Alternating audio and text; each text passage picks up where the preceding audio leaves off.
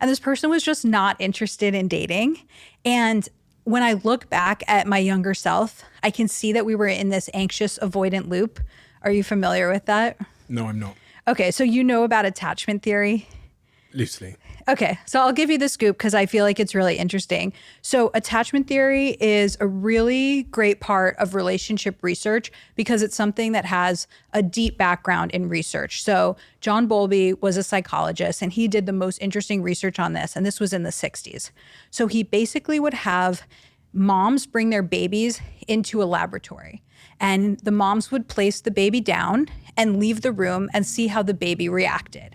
And so some babies would start crying. The mom would come back in the room and pick it up, and the baby would keep crying. So the mom was there again, but the baby still felt upset.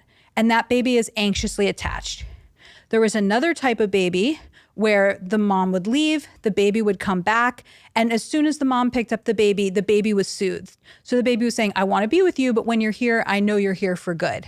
The third kind, the mom would leave the room, the baby wouldn't cry, but they knew from other signals that the baby was upset. And when the mom came back in the room, the baby would ignore it. And that baby is called avoidant attached. And so basically the point is that what we have in childhood often shows up in adult romantic relationships. And this is attachment theory. And so anxiously attached people, they feel like they're always going to lose you. You're going to abandon them. You're going to leave them. And so they always try to regain closeness. And so that's why when the mom came back, they're still like, are you going to leave me again? I'm so nervous. The avoidant attached babies, they feel like, well, you'll probably abandon me anyway, so I'm not going to get too close. And those are the people who are always pushing somebody away. Here's the reason why we shouldn't be together. They're always creating reasons to delay intimacy, and they're afraid of being smothered. And then the securely attached babies who become securely attached adults, they say, I want some intimacy, but I also want independence. And we sort of think about them as the heroes of the relationship world because they can manage both of those feelings of closeness and independence.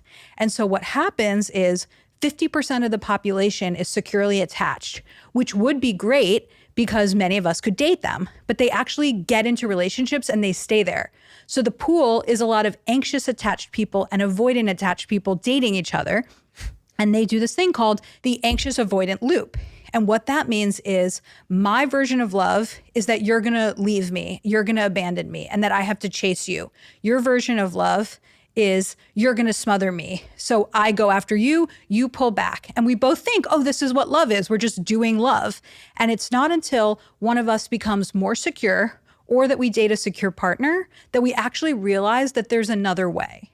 So much of the work I do with people is actually busting the anxious avoidant loop and helping them understand, hey, you are anxiously attached. When you keep dating these guys who are running away and you have to chase them, it's hurting you and you're not in a great relationship.